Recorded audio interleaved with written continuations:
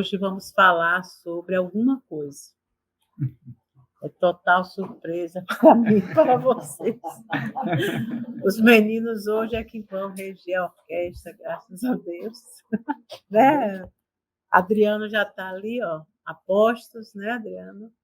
Isso. Vamos deixar nossos irmãos entrando aqui para iniciar os nossos trabalhos com uma prece de profundo agradecimento ao Senhor da vida, nosso Pai Criador, a Jesus, nosso Mestre, nosso irmão maior, que conduz esse planeta com a amorosidade e a maestria dos bons espíritos. Agradecemos essa oportunidade que nos demos hoje de nos reunir nesta casa para podermos mais uma vez nutrir o nosso espírito imortal com essas palavras, com essas imagens benfazejas que os textos dos nossos irmãos trazem do mundo espiritual para nós.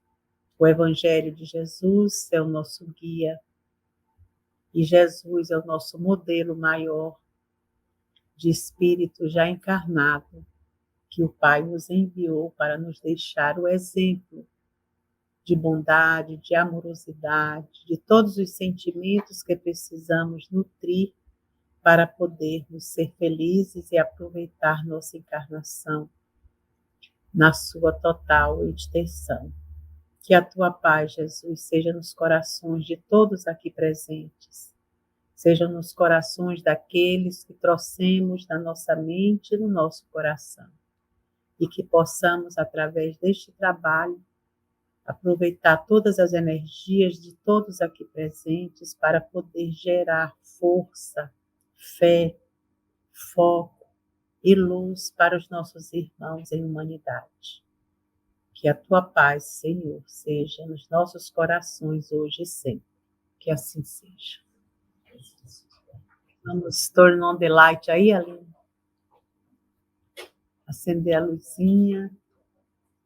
Sejam todos bem-vindos. As mulheres sempre ganham em número, né? Não, porque os meninos agora que estão se enxergando mais além da bola de futebol, né? Do barzinho, né? Os meninos estão ficando agora, ó. Aí nós, meninas, aproveitamos e damos o maior apoio. Não, vamos. Olha o Marcelinho lá. Marcelo é uma exceção. Ozinho. Hoje temos lá em Orlando, Adriano Tomé, esse nosso querido Adriano aí. Ayrton aqui presente, né? Qual dos dois é que vão começar a história? Adriano, dá um ponto. Marisa. Boa noite, Ayrton. Boa noite. Boa noite aos nossos irmãos que estão presentes aí no centro e também nos acompanhando pela internet, né? Muita alegria de estar aqui com vocês, embora o ano já tenha transcorrido aqui em 31 dias, mas eu aproveito para desejar a todos que estão aí. Tá bom, Walter? Um feliz ano novo, viu? Que seja um ano de muita paz, de muita realização, um ano de fato proveitoso, né? Para a promoção da nossa evolução, né? Afinal de contas, eu não sou muito bom de número, não. O Ayrton é melhor que eu, ele sabe quantos espíritos existem, né? Tanto no plano espiritual quanto já encarnados, e que principalmente os que estão lá na pátria espiritual querem encarnar aqui, e aqui nós somos aí 6 ou 7, talvez, né? E a oportunidade que temos de estar aqui para promover essa evolução que eu disse. Então, muita alegria de estar aqui, poder compartilhar esse conhecimento aqui, aprender e tudo. E esse tema, né, Marisa, escolhido aí por todos vocês, como você gosta de dizer, é instigante. Muito. E é legal porque sempre provoca... É alguma coisa, essa coisa de alguma coisa, tanto que ficou, né? Tati fez até, eu tinha feito uma outra capa, aí Tati fez essa, assim, a minha capa tinha um homem de costa olhando assim para o sol, sabe? Aí disse, não, Tati, essa eu vou ficar com a que você fez, porque essa está mais o tema. Alguma coisa, o que é? Só Deus é que sabe. Né? Vamos saber. Deus e o Chico. O Emmanuel, o Chico, o pessoal lá de cima, mas nós aqui estamos. Né? Mas sabe o que é legal? É que quando a gente vai estudar o tema, né, para a gente ter esse bate-papo aqui, a gente vai nas obras do Emmanuel, eu paro e penso assim, rapaz, eu acho que a gente fez muita bobagem no passado, né? Porque o tanto que a gente lê, que a gente tem que praticar o bem, praticar o amor, etc., é igual mãe querendo ensinar o filho a determinada coisa, né? Fica ali em cima, né? Vamos. Eu encarei mais ou menos assim esse tema, né?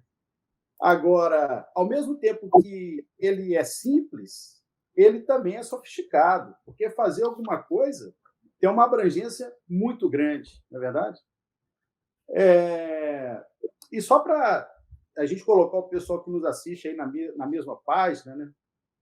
Esse tema, alguma coisa, ele está psicografado pelo Chico, foi psicografado pelo Chico, basicamente em 2 livros, né?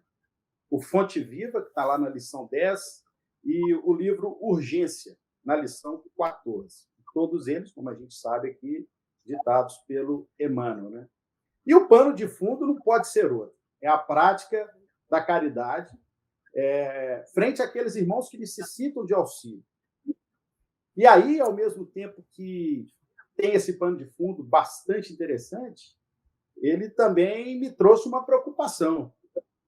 Preocupação do seguinte aspecto, porque quando a gente vai procurar fazer alguma coisa, pode dar a entender que nós somos superiores ao outro. E pode até ser, né? Mas ser no sentido de que talvez... Que para mim, casa não falhava, não. Pode seguir? E olha que a internet do vizinho.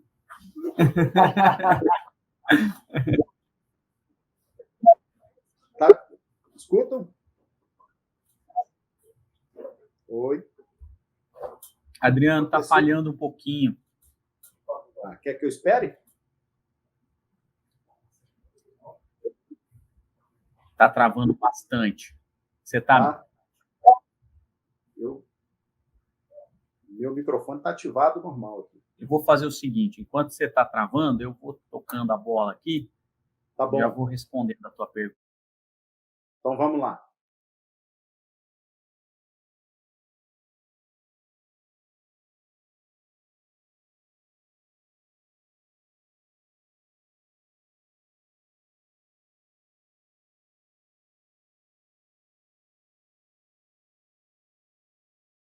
Nós temos aí cerca de, depois da última vez que eu parei de contar, 8 bilhões aí de pessoas no mundo.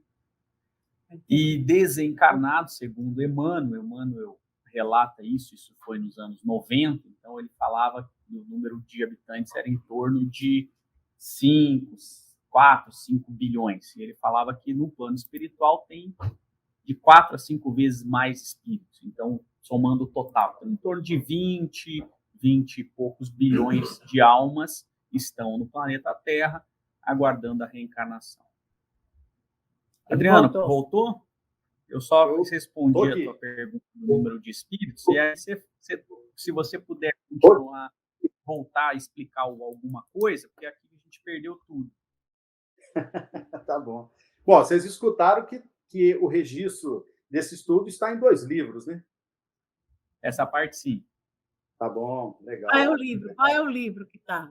O livro Fonte Viva, lá na lição 10, e o livro Urgência, lição 14. Não. Todos ditados pelo Emmanuel para o nosso Chico. Mas quando a gente... Também. Oi? Não. Tem outro? Tem outro? Tem. Uau. Eu acho que tem vários textos. Como que o tema é importante, né? Compilados pelas editoras. Isso serve, não que necessariamente foi feita aquela psicografia várias vezes, mas é que as psicografias ficavam a cargo de uma determinada editora, e aí depois essa editora ela passava os direitos ou editava numa outra obra. Então, esse texto não foi escrito 4, 5 vezes, ele foi escrito uma vez e vai passando. Tanto que até hoje o Chico continua, não sei se vocês sabem, continue publicando obras novas. Quando ele morreu, tinha em torno de 400, 300 e poucas obras, livros, né? E hoje já tem mais de 470 livros que o Chico novos, né? Aí você fala, como pode? Em espírito? Não, é arquivo que estavam nas editoras, que foram encontrando e foram publicando e tal. 470, né? Ninguém nem sabe o número certo, porque tem tanta editora, tantos direitos, tanta coisa. Mas, olha, tem um detalhe, desses 2 livros que eu citei aqui, e que trazem esse mesmo tema, os textos são distintos. Não é texto repetido, não. O do Urgência eu não conheço. Fonte Viva é exatamente esse aqui, né? Exatamente. A impressão que eu tive é que é uma continuidade desse texto. Né? O Fonte Viva, eu acho que ele veio primeiro que o Urgência. Né? Sim. Mas, de todo jeito, é aquilo que eu falei no início, né? É a insistência do Emmanuel para dizer que nós temos que praticar o bem e o amor. Face ao fato de devemos ter sido lá atrás muito maldosos. Né? Mas, enfim. Mas não deixa de ser uma oportunidade, né? A importância que esse tema tem da gente praticar a nossa sintonia com Jesus através de várias menções, né? De certas coisas que a gente pode fazer pelo próximo, né? É claro e óbvio, né, que o que está descrito nesses capítulos, como alguma coisa a fazer, naturalmente não se esgotam ali, né? Emmanuel trouxe esses textos, essas ajudas, né? Esses exemplos de auxílio, para que naturalmente sirvam para a gente como inspiração, né? E, de certa maneira, essa questão da ajuda também, ela está muito ligada às pessoas que, devido a um grau maior de instrução, né, pode promover o auxílio para aquelas pessoas menos instruídas, né, as pessoas que têm algum tipo de necessidade e tal. Então, eu acho que é um tema bastante bacana. A gente tem um manual de instruções muito interessante, que é o Evangelho, e, naturalmente, todos esses temas, a base é sempre o Evangelho. Né?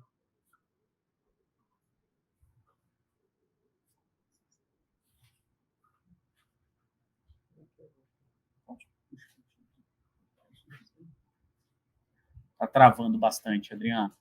Tá. Mas eu acho que é aqui. Tenta de novo. Eu estou acompanhando também pelo YouTube.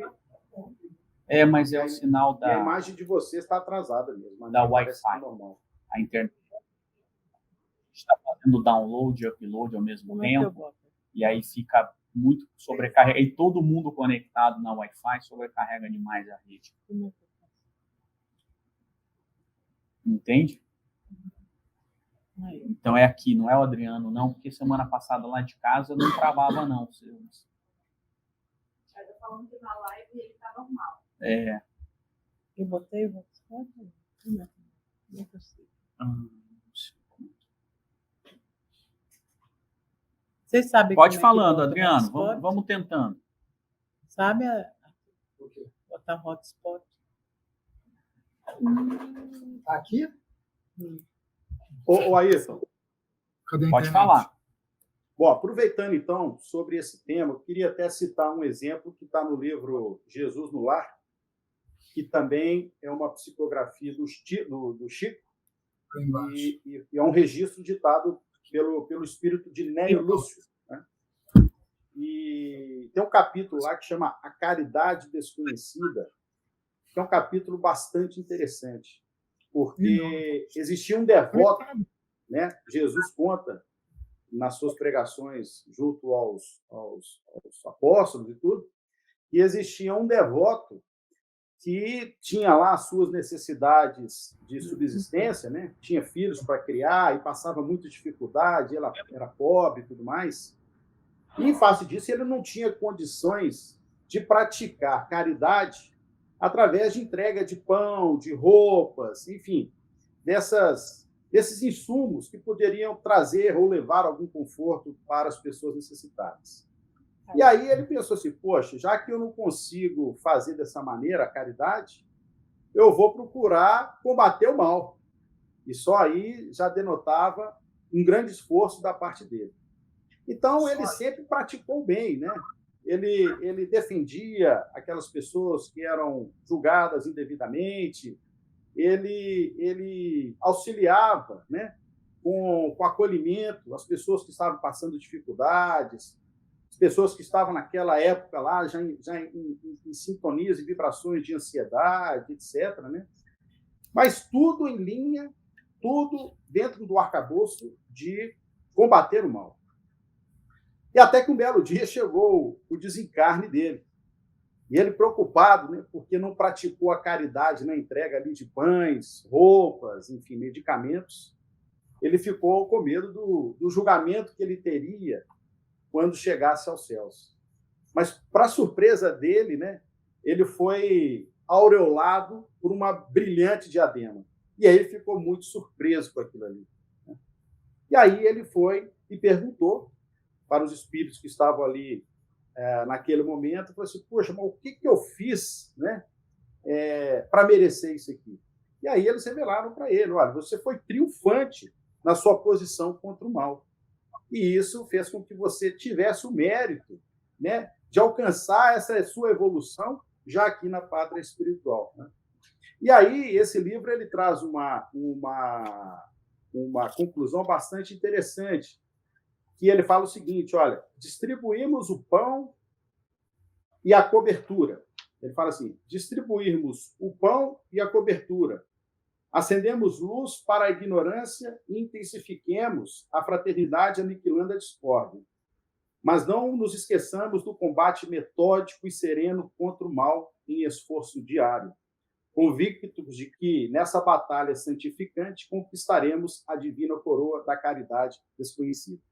Então, eu estou citando esse exemplo aqui porque fazer alguma coisa necessariamente não significa investir, digamos assim, na ajuda em questões plenamente materiais, mas ações de acolhimento, de aconselhamento, né? Enfim, ser carinhoso com a pessoa que muitas vezes precisa de algum tipo de conselho, de acolhimento. Eu acho que é um bom exemplo para tirar um pouco desse peso de que a caridade tem que ser praticada apenas, às vezes, pela distribuição de alimentos, de pães, de roupas, etc. Né?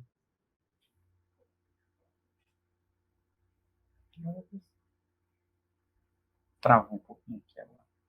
A gente ouviu bem, Adriano, só deu uma travada agora. Parou mesmo? Eu acho que ele parou. Travado ele está. Você está travado aí, não sei porquê, mas a voz saiu normal. Agora que ele parou. Deixa eu pôr a bola. Então vamos. Peço desculpa ao pessoal online aqui, mas só para a gente falar de novo qual que é o tema, que acho que falhou um pouquinho bem na hora, né? Mas ele parou de falar. Tá? Estranho, né? A gente tem um retorno aqui, mas enfim, vamos lá. Esse tema, então, foi sugerido, chama-se Alguma Coisa, e ele começa com uma passagem da Bíblia, do Evangelho de Lucas, que diz assim, não necessitam de médicos os que estão sãos, mas sim os que estão enfermos. E aí ele começa a falar, o Emmanuel começa a nos narrar pequenas atitudes que a gente pode fazer a partir do conhecimento que a gente adquiriu. Então, basicamente, o que ele está dizendo é que cada um pode fazer alguma coisa no trabalho do bem. A gente espera, muitas vezes, fazer uma grande obra, vou ajudar o mundo inteiro, quando a gente, na verdade, pode ajudar o vizinho com aquilo que ele precisa, a gente pode ajudar um amigo quando ele precisa, um companheiro do centro, e cada lição que a gente já aprendeu, a gente ajuda o próximo. Eu gosto muito dessa passagem do médico, né, para os doentes, porque essa passagem está lá em Lucas, né, que é capítulo 5, 31, mas ele é 29, 30 e 31, é a passagem que conta o banquete com os publicanos. Mas mais bonito do que o banquete com os publicanos no Evangelho de Lucas é o convite que eu faço para vocês ler esse banquete com os publicanos lá no livro chamado Estante da Vida, psicografia do Francisco Cândido Xavier, obra ditada pelo irmão X, que é o Humberto de Campos, que na época estava utilizando essa expressão irmão X, porque ele ainda estava passando por aquele processo judicial da família do Humberto de Campos contra o Chico, que estava usando, e eles queriam os direitos autorais. Uma vez que isso era Humberto de Campos, a família tinha o direito aos direitos autorais das obras publicadas, que acabaram perdendo na justiça. Uma decisão bastante interessante. Os seus direitos de personalidade encerra quando encerra a sua personalidade. Então, Humberto de Campos pode continuar, depois ele volta a psicografar com Humberto de Campos. Mas no capítulo 19, que fala Simão, Jesus e Simão, ele vai contando essa passagem de uma maneira linda. Quando Jesus estava lá no lar de Jeroboão, filho de Acás, na cidade chamada Corazim, e ele estava lá na casa, no lar de Jeroboão, saindo para fazer um atendimento dos necessitados. E naquele momento chegam 4 publicanos. Publicanos eram os cobradores de impostos, né? E aí, pedindo a boa nova, né? Todo mundo já estava conhecendo Jesus, Jesus já era falado, já estava lá na Rádio Peão, todo mundo falando de Jesus, o cara que curava todo mundo, curava cego, fazia o cego enxergar. Então, eles queriam saber um pouco dessa boa nova, né? Eles chegam para procurar Jesus, só que Jesus saindo para o atendimento. Pedro, que andava a tiracolo com Jesus, vira Jesus fala, olha, queria atender eles e tal, mas Jesus fala assim, Pedro, ampara-os com a verdade. E aí, sai Jesus para atender e Pedro dá aquele sorriso amarelo, que o cobrador de impostos, dentro da cultura judaica, eles não gostavam quem era do cobrador de impostos, porque era um cara que era vendido para Roma, você pagava imposto para Roma, você pagava imposto para o Sinédrio, você pagava imposto para o Herodes, que era representante de Roma, era uma coisa doida. Fora a corrupção, porque a maioria deles eram corruptos, né? Em que pese Lucas, nessa passagem especificamente, ele dá a entender que é um banquete com Levi, que é Mateus, que depois escreve o Evangelho. Mas talvez ele tenha usado várias vezes essa expressão, porque era corriqueiro que Jesus banqueteasse com os publicanos, né? E aí Pedro quando Jesus sai, Pedro senta, bate na mesa e fala assim, bem naquele momento, um dos publicanos, olha, eu queria saber sobre essa boa nova, essa esperança de um mundo de Jesus, que Jesus está contando, essas coisas e tal. Conta aí um pouquinho para a gente. E aí Pedro bate na mesa com raiva e fala assim, quem são vocês para falar de Deus? Vocês acham que eu não conheço vocês, suas víboras de Corazim? Você fez isso, ele dá a capivara de cada um dos 4 ali. E não é pequena a capivara, um tinha enganado uma viúva, outro tinha pego o filho, ou a herança de dois irmãos, que um suicidou-se, o outro ficou louco por conta de ficar sem dinheiro. Cara, ele começa a dar a capivara de cada um deles. E naquele momento, eles vão ficando tristes, porque eles iam buscar aquela boa nova e recebem essa... Quando ele termina, Jesus chega e vê aquela cena, né? Eles tristes, Pedro bravo, né? Jesus olha para Pedro e fala assim, Pedro, o que está acontecendo? Você não disse que era para amparar ele com a verdade? E aí Jesus fala assim, eu disse para amparar, nunca usar a verdade como um chicote, como um porrete nos outros. E aí Jesus convida, Jeroboão, vendo aquela situação, convida os publicanos para jantar, Jesus senta e vai contando a boa nova, vai mostrando, e eles vão ficando em estado de êxtase. Poxa, um mundo em que a gente pode ter errado no passado, mas existe uma oportunidade, porque esse é o acolhimento do Evangelho de Jesus. A gente, não importa o que você fez até agora, como diria nas palavras de Chico, ninguém pode mudar o passado, mas todo mundo pode começar agora e fazer um novo futuro. Então, esse é o convite. E aí Jesus vai expondo, a tal ponto a exposição de Jesus, que os publicanos não só se arrependeram do que fizeram, mas como desejavam uma mudança, desejavam aquela mudança de mudar de padrão, de mudar e tudo. E beleza, terminou a conversa, saem de Corazim, estão voltando para Cafarnaum, Pedro ainda resolve repreender Jesus. Fala assim, mestre, se tanto carinho é dado para os maus, o que nós vamos oferecer para os bons? Se para os pecadores a gente, entre aspas, né, a gente vai dar tanto conforto, o que nós vamos dar para quem está necessitado? Para quem merece. Para quem merece, né? Quer dizer, pô, você vai cuidar de um cara desse, aí que Jesus dá essa frase, que ele é o médico dos doentes, ele não veio para curar os sãos. Jesus está aqui para cada um de nós doentes. O intuito de que a gente reconheça a nossa doença e mude, né? E aí, nessa mudança, cada progresso, é aí que entra o título, a sequência de Emmanuel, em cada progresso que a gente faz e consegue conquistar, temos o dever de fazer alguma coisa para o próximo. Por isso o texto é alguma coisa. Qualquer mudança que a gente consiga, qualquer conhecimento que a gente tenha, qualquer detalhe, nós somos convidados a partilhar. Eu me recordo muito disso, concluindo essa minha introdução, uma frase que meu avô, Ayrton, eu sou Ayrton Lourenço Neto, né? Meu avô, Ayrton, dizia todas as vezes que a gente ia acender um bolo de aniversário de velas, né? Tinham várias velas, eu acendia uma vela e ele falava assim, pega essa vela e vai acendendo as outras, porque as velas são como as almas, acendem-se umas nas outras. Essa é uma lição fantástica. Fantástica. Isso desde pequenininho eu ouvia. As velas são como as almas. Acendem-se umas nas outras. E esse é o convite. A cada luz que a gente tem o dever, a obrigação de acender no próximo. E uma coisa linda que você falou aí, que a gente nota de Jesus, é que quando ele diz assim, que ele não veio para os sãos, né?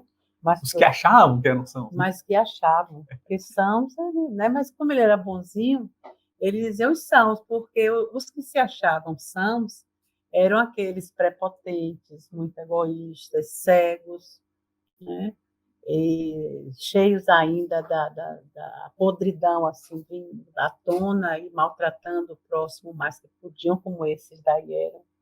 Então, não era dizer que era são porque eram já os bonzinhos, não. Era todo mundo doente, mas ele tratava, né? Assim, aqueles que já estão prontos para receber. Porque desses sãos, como esses aí que eram também doentes, eles estavam prontos para ouvir a boa nova, mas tinham aqueles que não estavam ainda preparados, como até hoje tem ainda alguns que não estão. Mas para esses também tem essa alguma coisa.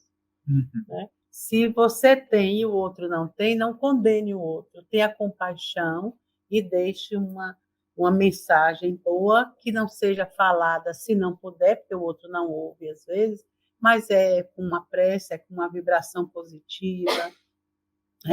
É como a gente faz aqui o trabalho do grupo de oração, né, que a gente ora pelos doentes que são trazidos à casa, mas de qualquer lugar que estão no mundo, e muitos deles, a maioria, quando eu pergunto assim, se essa pessoa aceita, gosta de receber essas vibrações e tudo, bicho, não pode nem ouvir falar, porque não acredita em nada, não vê nada a não ser o próprio umbigo. Então, mesmo assim, a gente faz, porque a gente sabe que a misericórdia divina chega também a esses, e é para esses que a gente tem que fazer. Então, como a gente tem esse exercício de fazer isso para pessoas que não querem, né, as nossas orações, a gente vai treinando, dar esse olhar de compaixão para aquelas pessoas que estão vivendo problemas e que, às vezes, estão... O problema é até com você mesmo, né? Você ora pelo outro. Então, é você ter esse olhar de compaixão para aqueles que são diferentes de você, né? Não pensam igual. Não é, querida Adriana? Ele aqui agora, eu tenho que fazer isso, ó, e trazer ele, tá vendo? Cadê ele? Ô Marisa, e aí? Eu estou escutando vocês aqui, eu falo, pessoas são ou não.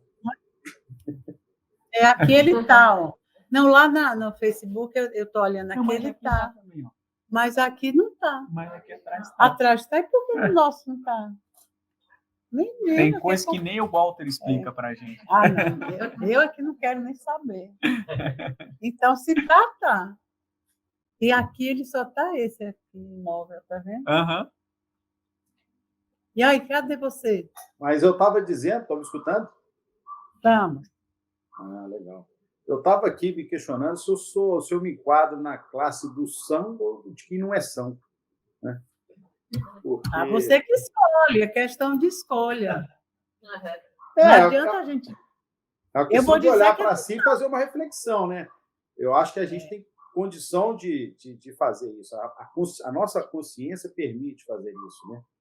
Não, eu acho assim, hoje, no dia de hoje, estamos todos aqui reunidos em torno desse tema, estamos todos sãos. Eu porque acho que... estamos recebendo remédio por livre, espontânea vontade. Ninguém forçou a vir, ninguém disse, ó, vá lá que hoje você assiste a palestra e ainda leva 50 mil, essas coisas. Não foi assim. Foi assim, ó, vá que você vai se sentir melhor. E aí a gente vem. Então, isso eu acho que é o caminho, né, da cura. É muito bacana isso, muito bacana. Eu estou falando isso porque nós, do Espiritismo, né, nós somos tidos como muito estudiosos, né? Porque a gente sabe que precisa de ter conhecimento para promover a nossa evolução, né?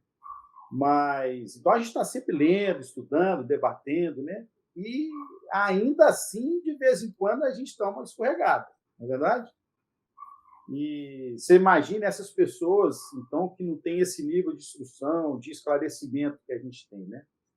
E são por esses que a gente deve fazer alguma coisa dentro dessas colocações desse tema, né, citados por Emmanuel aí, de fazer alguma coisa. Né?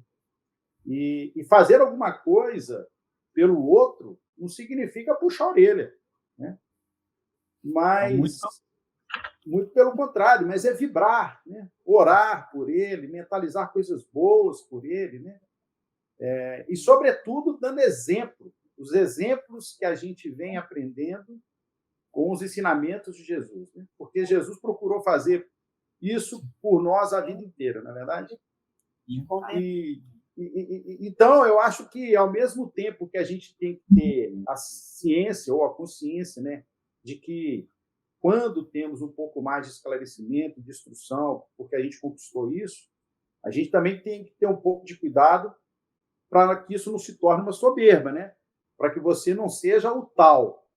Ou seja, apesar de a gente adquirir esses conhecimentos, essas instruções, e que a gente pode ajudar o outro, a gente tem que levar tudo na boa, com humildade, com tranquilidade, né? E assim praticar a espiritualidade através dessas boas ações que nós vamos aprendendo nessas obras que hoje estão aí à nossa disposição. E ao fazer isso, a gente vai fortalecendo a nossa espiritualidade, né? Porque a gente ainda é espírito imperfeito. Nós também somos necessitados de alguma coisa, por mais que a gente tenha evoluído uma pequena instrução, né, adquirida, né? Nós também precisamos ser ajudados. Tanto é que hoje eu estou aqui para ser ajudado. Nós temos 2 grandes mestres aqui, iluminados, que, né, falam por nós aqui. Então, mas cada um na sua escala de evolução. Mas há que se ter cuidado em praticar, né, esses ensinamentos e replicá-los com humildade. Acho que esse é um ponto essencial para a gente considerar, né? Eu acho que é difícil a gente ser radical e impor essa dualidade, né? Será que nós somos sãos ou doentes, né? Eu acho que ora somos sãos, ora somos doentes, né? Em determinados momentos nós somos sãos, em comparação com o que já fomos no passado, e outros ainda temos muito a aprender, né? Eu acho que porque a gente coloca, não, nós somos doentes, aí dá até aquela tristeza, né? Pô, mas tudo que eu conquistei, eu estou aqui no centro, como a Marisa coloca, por vontade própria, mesmo que seja por dor. Às vezes a gente está por vontade própria, mas é porque está doendo, né? Mas é vontade própria. Podia estar doendo, a gente podia estar num bar bebendo para passar a mágoa, né? Mas a gente está aqui. Enfim, eu acho que então, nós falar que nós somos doentes, pronto e tal, dá muita tristeza, porque nós já conquistamos muitas coisas, né? Por outro lado, falar que nós somos sãos e que nós estamos aqui, última bolacha do pacote, é mais ou menos agir como Pedro aqui, né? Porque Pedro, de fato, ele era, em comparação com aqueles 4 publicanos, ele realmente não roubou ninguém. Ele era um cara honesto, sério, seguidor da lei, guardava o sábado, e que ele seguia tanto a lei daquele tempo que ele também era machista, ele explorava as mulheres, ele tinha preconceito, né? Então era o que a lei mandava naquele tempo. E aí ele descobriu que aquela lei daquele tempo, naquele aspecto, ele era doente, mesmo se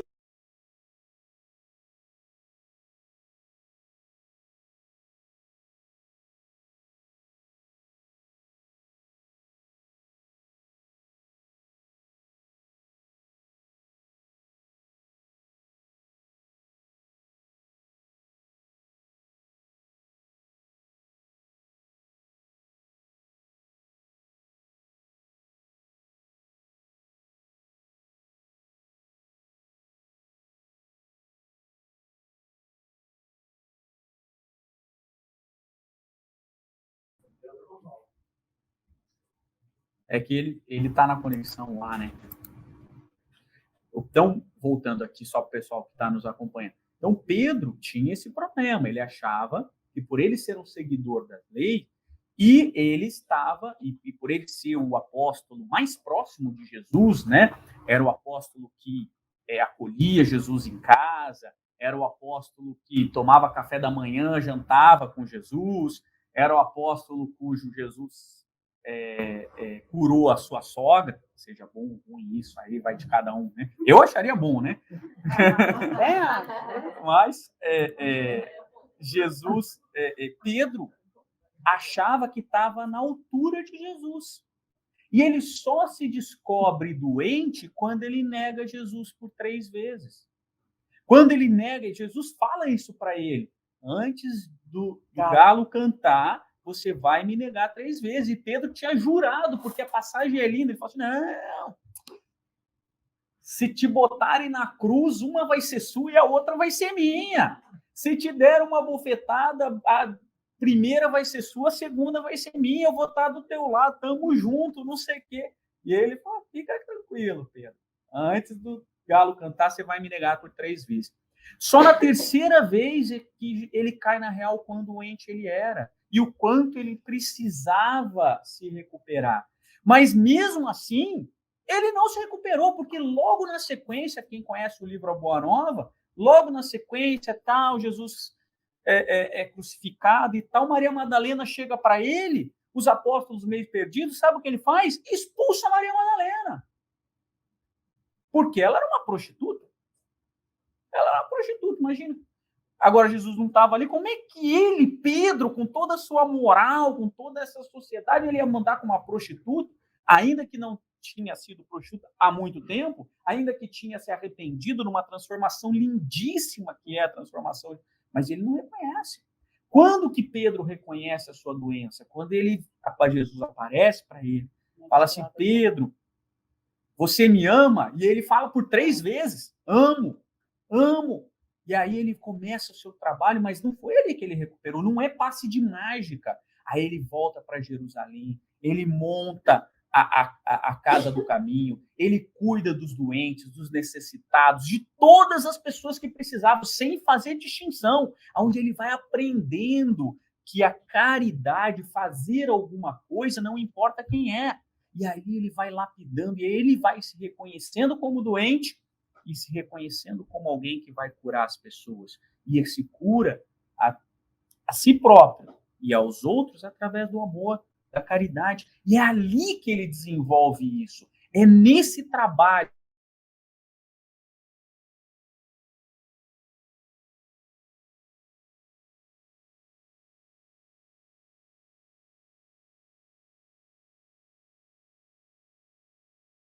diuturnamente para os necessitados, para os leprosos, para os doentes, não importando quem fosse. A transformação daquele que se achava são, né? Porque ele se achava são, porque realmente, em comparação com os publicanos, ele parecia ser mais são.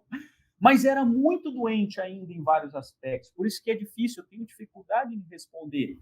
Em alguns momentos, eu me considero são ou em recuperação. Mas em vários outros momentos, eu ainda sou um doente, aprendendo. E como que a gente aprende? Como é? Com a caridade, fazendo alguma coisa. Não, mas a gente fala isso de Samos, como Jesus citou, né? Mas é porque ele era bonzinho. Mas hoje que a gente já conhece até onde vai a podridão humana, mesmo a gente estando já num processo, né, de regeneração inicial, assim, participando disso, estando aqui, é muito... O que eu acho que acontece com o espírito nesse estágio é querer se testar na volta, entendeu? Olha, agora a gente está assim, se sentindo mais, reconhecendo mais os erros. Não é que seja ação, mas já sabe, quando pisa na jaca, já volta assim, puxa, podia não ter sido tanto assim. Olha, né? Antes não, antes a gente dava a bofetada e saía rindo e ainda voltava para dar outra se precisasse. Não caía em si. Agora não, a gente tem aquela caída, né, que você reconhece e às vezes pede desculpas, às vezes não, mas pede mentalmente, como consegue pedir, mas como o outro também, porque às vezes você se perdoa e perdoa o outro, mas não pode ter, né, contato devido às agressões, essas coisas que ainda existem. Mas eu acho que a gente já, pelo menos nós espíritas, que já temos essa noção da vida, né, da imortalidade do espírito e tudo, das reencarnações educativas, eu acho que a gente fica, eu pelo menos penso nisso, assim, eu quero ver na próxima. Assim, vai para o mundo espiritual, desencarna, vai para o mundo espiritual, beleza. Oi, gente, pois é, aí erramos aqui, acertamos ali, estamos assim, meia bola, mas conseguimos alguma coisa, e a gente é para o centro lá. Deixa eu fazer só, né, Ronaldo? Sabe, Ronaldo? Pode perguntar. Bota. Vai todo mundo um testemunhando para o outro, né? Faz aquela galera, assim, vai em bando, que a gente não é bobo nem nada, para não receber a palavra sozinho. Agora, olha, mas aí vai reencarnar de novo. É? Tá bom. Olha, mas não é mais assim, já vai ser espírita, já vai entender disso, fazer palestra lá, né? Não. Agora vai começar mesmo de uma forma mais desafiadora, né? Rapaz, deve vir tremendo, eu acho. Porque aí próprio... né, essa sanidade não é aquela sanidade segura de dizer, né? Mas eu acho que o espiritismo ele nos auxilia, pelo menos nesse aspecto, assim, né? Porque... Mas ele já pode falar. Posso cortar rapidinho, só para na mesma toada aqui da Marisa. Não, pode ir. Eu só ia fazer uma observação em cima do que Marisa falou. Segue.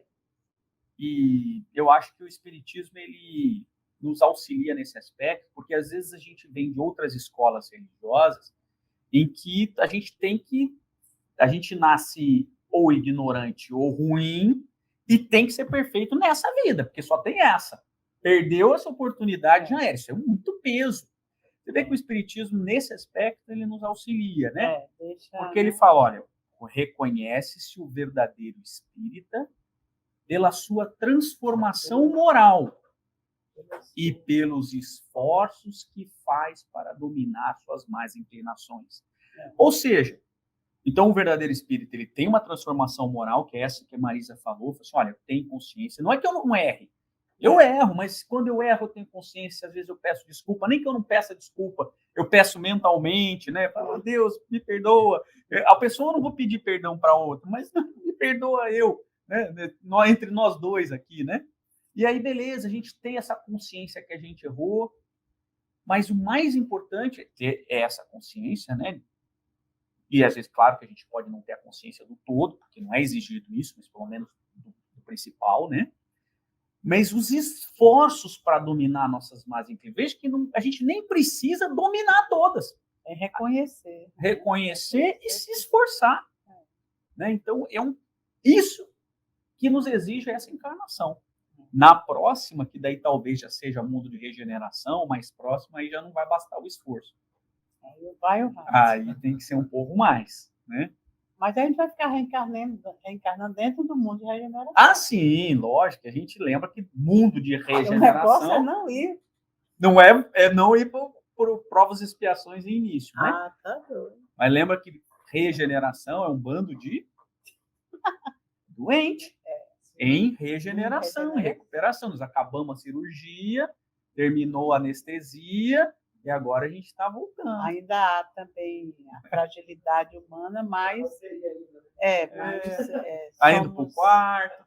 Já tem uma consciência um pouquinho. Vai, Adriano. Vai, Adri.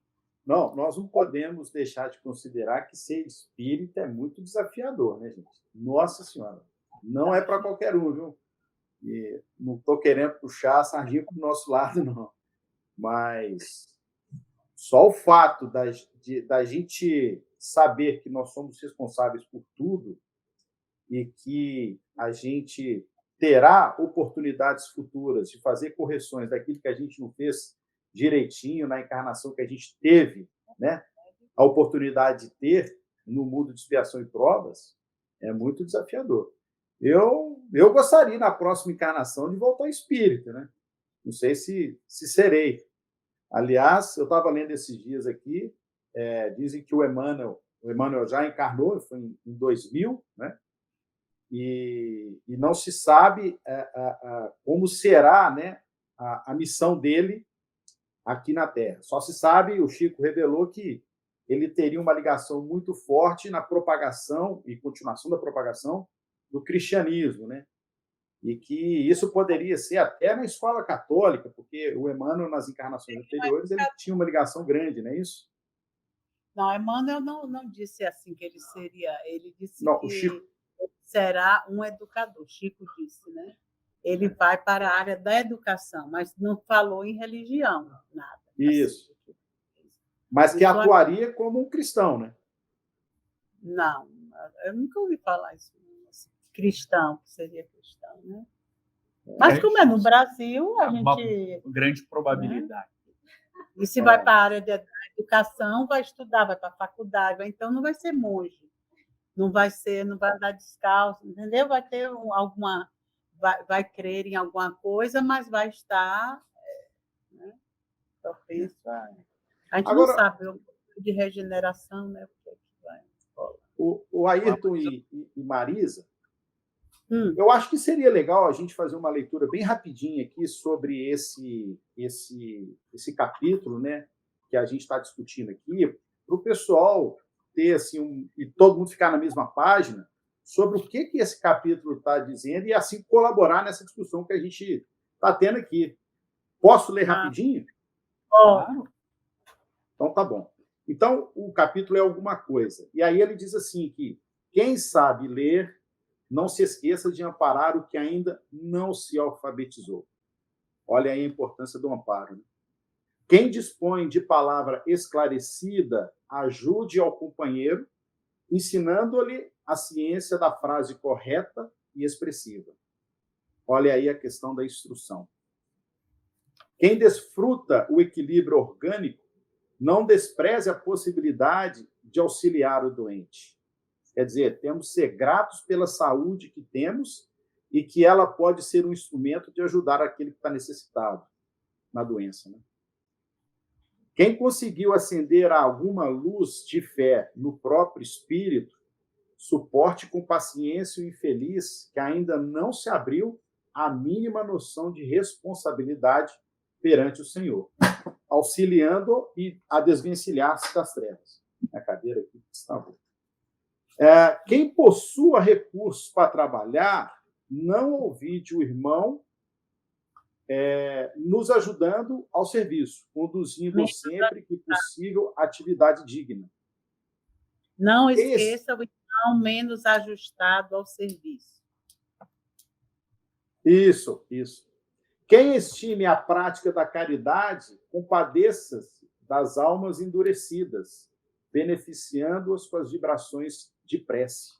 A importância da gente vibrar pelo outro, né? Quem já esteja entesourando a humildade, não se afaste do orgulho. Do orgulhoso, conferindo-lhe, como exemplo, os elementos indispensáveis ao reajuste. Quem seja detentor da bondade, não recuse assistência aos maus, de vez que a maldade resulta invariavelmente da revolta ou da ignorância. Isso aqui me lembra aquela passagem que diz que a gente tem que amar até o inimigo, né? Justamente. Quem estiver em companhia da paz, ajude o desesperado. É muito comum, às vezes, a gente encontrar pessoas que estão precisando de um auxílio, de um acolhimento, de uma calmaria, né? Quem guarde alegria, divida a graça do contentamento com os tristes. Asseverou o Senhor que os sãos não precisam de médico, mas sim os enfermos. Lembra-te dos que transitam no mundo entre dificuldades maiores que as tuas. Isso é uma lição sempre importante para a gente ter conosco, né? Às vezes a gente acha que o nosso problema é maior do que o outro, não é verdade? A vida não reclama o teu sacrifício integral em favor dos outros, mas a benefício de ti mesmo. Não desdenhes fazer alguma coisa na extensão da felicidade comum. É muito bonito essas instruções que aqui estão. E sabe como é que eu vejo isso? Assim, aqui nos dá a instrução da gente praticar a caridade, ajudando o próximo, auxiliando o próximo, né? Na encarnação e nessa oportunidade de viver nesse mundo de expiação e provas. Mas aí eu penso assim, puxa vida, mas quando a gente voltar lá para a pátria espiritual, não vai ter escapatória. Lá eu vou ser convidado e até intimado a ajudar de qualquer jeito. Não é verdade? Porque lá você não vai ter que dividir a sua atenção com as conquistas materiais e de sobrevivência, né? Até a sobrevivência do corpo que nós temos aqui. A vibe lá é outra, né? A vibe é na dedicação, de auxílio, de ajuda, né? Então não vai dar como fugir disso, não. Se a gente pega aquele livro Libertação, né, do Chico Xavier, ditado pelo André Luiz, tem a história do Rúbio, né, que vai auxiliar o Gregório na libertação dele, e eles vão para uma zona de vibração terrível, terrível, terrível, terrível. E aí eu passo a refletir assim, puxa vida, eu hoje, na minha condição de encarnado, o conhecimento que eu tenho, será que eu conseguiria praticar esse auxílio como esses espíritos de luz conseguiram praticar ao ir lá e ajudar o Gregório a se libertar daquela zona cinzenta que ele vivia? Então, quer dizer, se a gente não fizer aqui, vai ter que fazer lá. Né? Eu fiquei pensando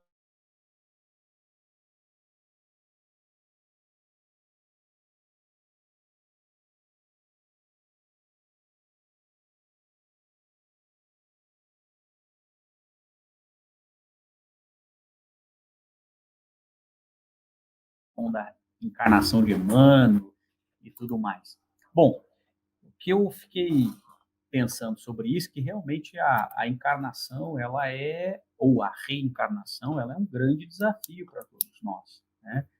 E essas semanas quem me conhece sabe que eu sou um apaixonado por ler biografias, né? E eu estava lendo as biografias de alguns caras, Charlie Chaplin, por exemplo, Mahatma Gandhi e Madre Teresa de Calcutá, e mesmo essas pessoas que a gente tem assim uma certa estima enquanto socialmente, tinham suas trevas, né? E eu não estou desmerecendo o trabalho dessas pessoas, especialmente de Mahatma Gandhi, Madre Teresa, mas elas também tinham, por quê? Porque a reencarnação é uma grande dificuldade. Mahatma Gandhi tinha uma questão com a sexualidade muito complexa, tinha uma questão do preconceito racial com os negros muito forte, principalmente com os sul-africanos, que ele é sul-africano, que em tese as pessoas acham que ele é indiano, né? Mas ele tudo era Império Britânico, né? Mas, enfim, o fato é que essas pessoas, a gente não pode esquecer que eles são seres humanos. E como seres humanos, somos todos falíveis, né? Mas estavam fazendo alguma coisa que eles já tinham adquirido para o seu próximo. Esse é o ponto. E a gente pode espelhar nele nas coisas boas ou nas coisas ruins. E aí ficar só combatendo, né? As coisas, olha, mas ele fez isso. Mas quanta coisa boa ele fez? Quanto alguma coisa ele fez? Ele talvez não tenha tido adquirido ainda aquela luz em alguns pontos da vida dele, como todos nós, né? Mas naquilo que ele adquiriu, ele conseguiu passar aquela situação pacífica da independência pacífica da Índia, da Grã-Bretanha, enfim. O fato é, se a gente for espelhar em alguém plenamente, só tem um, Jesus. E aí é nele, porque todos os outros que reencarnaram, porque a prova do Emmanuel é tudo bem, Emmanuel escrevia bonito, não sei o que lá, tinha acesso a isso, acesso àquilo, mas quando ele foi o padre também, Anchieta, também tem um monte de coisa na biografia dele que não é coisa legal, não. Principalmente a questão de achar que os índios eram inferiores aos seres humanos, que era uma cultura da época. Isso, então, o que eu quero dizer para vocês, se a gente vai espelhar em alguém, só tem um para a gente se espelhar, que é Jesus. Jesus, por ser nessa encarnação quanto Jesus, porque ele também já passou pelas dele, a gente só não sabe, né? Mas ele já passou. E ele galgou esse local de espírito crístico, veio até nós, nos trazendo as lições mais belas, e é nele que a gente tem que se espelhar. Mas, em cada momento que a gente adquirir alguma coisinha do nosso, não deixemos de passar para o próximo, porque continuaremos com os nossos defeitos em aprimoramento. Né? Essa é a prática, né? Jesus, como Espírito Crístico, ele sabia exatamente os tormentos que a gente vivia, por ele ter vivido assim também, ter tido esse mesmo caminho. Ninguém dá saltos, né? A natureza não dá saltos. Então, ele já estava nessa posição crística, que é um espírito que chega a poder dirigir todo um planeta, desde a sua implantação até, né, o mundo feliz que irá se tornar. Então, isso também é uma prática para o espírito que veio, como nós, galgando lá de baixo, né? Ele poder se manter nessa posição, reencarnar, nos ver daquela maneira, né? Ser crucificado por nós e continuar nos amando, né? Porque ele já fazia o que o Pai, né, dizia, eu e o Pai somos um, ou seja, o que ele fizer eu faço. Como Paulo disse dele, eu e Jesus somos, não sou eu mais quem vive, é o Cristo que vive em mim. Ele ainda não era o Cristo, mas a posição de Jesus já estava nele. Então, ele morreu aquela reencarnação, ele saiu daquela reencarnação feliz.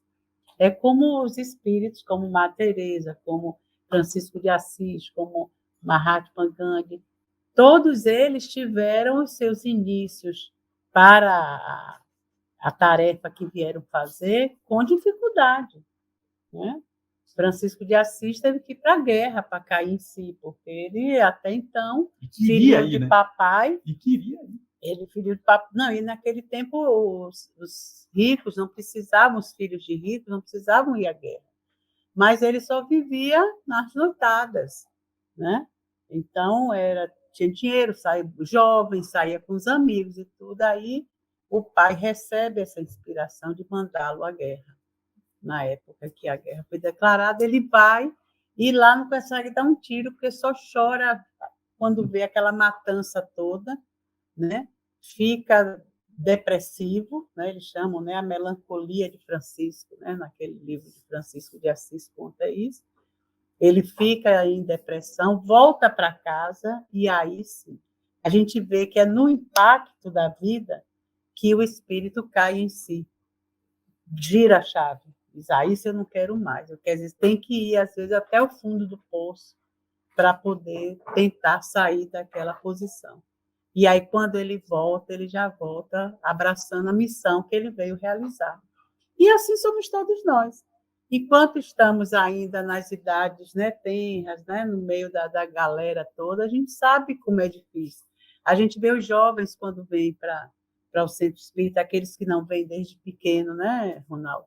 Vem com aquele coisa, não, no início quero, não quero, vou, não vou, não, né? Então, hoje, graças a Deus, aqui no centro, a gente tem esse quadro, né? Nós iniciamos o centro em 2002 com 25 jovens, né? E desses jovens, que foi uma turma maravilhosa, mas assim, né? Uns pouquíssimos assim de livre e espontânea vontade, o resto livre e espontânea pressão dos pais para mantê-los. Mas nem todos são espíritas praticantes, mas todos são espíritas nas suas vidas hoje. Então, isso é muito legal de ver, né? Agora a gente tem aqui Raíssa, filha de Giza, que é espírita até hoje, veio de evangelização de jovens. Então, não é dizer assim, ah, não, são todos, não. Uns não conseguem, né? Tem jovens já depois, né, de outras turmas, que um outro que vem, eu vejo que está assim, ah, eu preciso de ajuda, eu quero ficar no centro.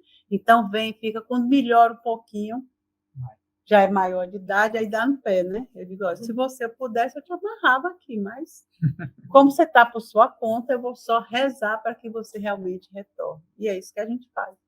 Mas a gente sabe que tem essa condição de ser alguma coisa. Não vamos ser como o Cristo, como você disse, né? Mas vamos estar naquela, assim, aproveitando mais a encarnação. Naquela caminhada. Né? Naquela caminhada. É duro, mas é o que é. Ir para a escola é assim, passa nas matérias, perde outra, volta para a recuperação e vai. E é assim. Agora, uma vez que a gente abre o coração para um trabalho espiritual, não tem jeito de fechar de novo.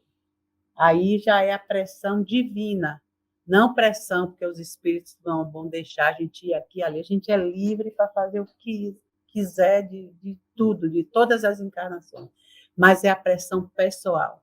O espírito. É o espírito já lutando para ser feliz, para ter saúde, para realizar o cerne dele, né? A base dele, que é divina, porque somos criados por Deus, e Deus botou lá o DNA dele, então não vai ter para onde correr. Isso é a única coisa que nos mantém em algum eixo.